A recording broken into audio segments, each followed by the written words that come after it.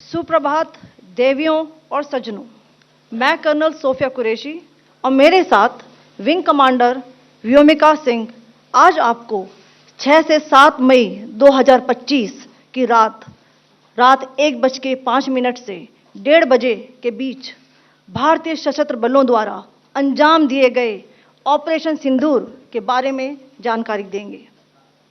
Operation सिंदूर 22 अप्रैल को पहलगाम में हुए विभत्स आतंकवादी हमले के शिकार मासूम नागरिकों व उनके परिवारों को न्याय देने के लिए लॉन्च किया गया था। इस कार्रवाई में 9 टेररिस्ट कैंप्स को टारगेट किया गया और पूरी तरह से इसे बर्बाद किया गया। पाकिस्तान में पिछले 3 दशकों से टेरर इंफ्रास्ट्रक्चर का निर्माण हो रहा है।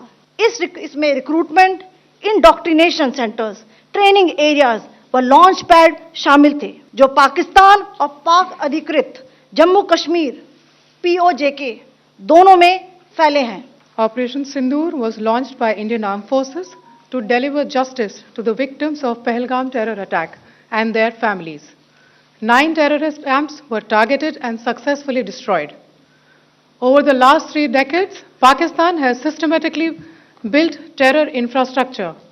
It is a complex web of recruitment and indoctrination centers, training areas for initial and refresher courses, and launch pads for handlers. These camps are located both in Pakistan as well as Pakistan-occupied Jammu and Kashmir areas. Some of the well-known training camps are located, as you can see on the screen. They are distributed from Savai Nala in the north, counting to approximately 21, ending at Bhagalpur to the south. इन लक्ष्यों का चयन विश्वसनीय intelligence सूचनाओं के आधार पर हुआ ताकि आतंक गतिविधियों की रीढ़ तोड़ी जा सके, और यह खास ध्यान दिया गया कि निर्दोष नागरिकों और सिविलियन इंस्टॉलेशन को नुकसान न पहुंचे। The selection of these targets for Operation Sindoor was based on credible intelligence inputs and role of these facilities in perpetrating the terror activities. The locations were so selected to avoid damage to civilian infrastructures and loss of any civilian lives. This was done with due diligence, and the camps selected for targeting and their engagement will now be shown to you one by one. सबसे पहले सवाई नाला camp Muzaffarabad, जो कि POJK के line of kilometre दूर है। यह एक लश्कर तौयबा का ट्रेनिंग सेंटर था। 20 अक्टूबर 2024 सोनमर्ग, 24 अक्टूबर 24 गुलमर्ग, 22 अप्रैल 2025 पहलगाम, इन हमलों के आतंकियों ने यहीं से प्रशिक्षण लिया था। सैयदना बिलाल कैंप मुजफ्फराबाद, यह एक जैश ए मोहम्मद का स्टेजिंग एरिया है। यह हथियार, विस्फोटक और जंगल सर्वाइवल ट्रेनिंग का केंद्र भी था।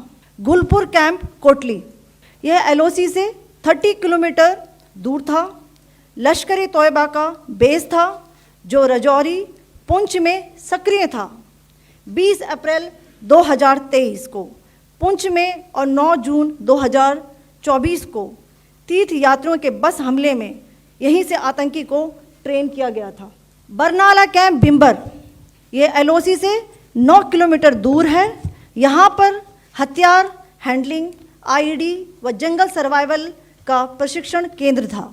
अब्बास कैंप कोटली, यह LOC से 13 किलोमीटर दूर है। लश्कर तौयबा का फिदाइन यहाँ तैयार होता था। इसकी कैपेसिटी 15 टेररिस्ट को ट्रेन करने की थी। अब मैं पाकिस्तान के अंदर के टारगेट से अवगत कराना चाहूँगी।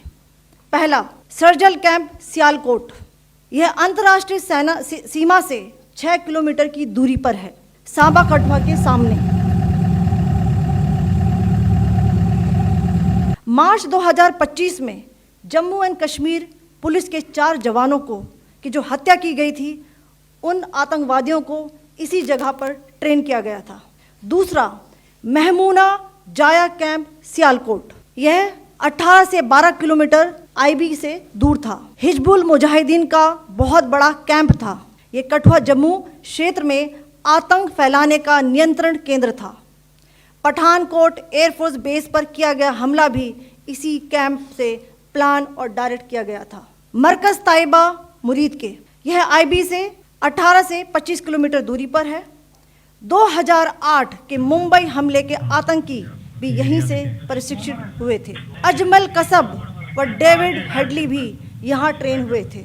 मरकज सुभान अल्लाह भावलपुर ये इंटरनेशनल बाउंड्री से 100 किलोमीटर दूर है। जैश ए मोहम्मद का मुख्यालय था। यहाँ पर रिक्रूटमेंट, ट्रेनिंग व इंडोक्ट्रिनेशन का केंद्र भी था।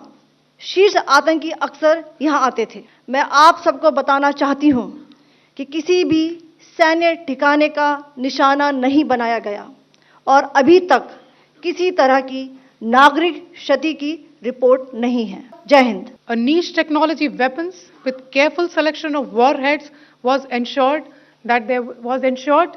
so that there will be no collateral damage. The point of impact in each of the target was a specific building or a group of buildings. All the targets were neutralized with clinical efficiency, and the results reiterate the professionalism of the Indian Armed Forces in the planning and execution of their operations. No military establishments were targeted. India has demonstrated, it must be said, that the Indian Armed Forces are fully prepared to respond to Pakistani misadventures, if any, that will escalate this situation. Jai Hind, and thank you very much.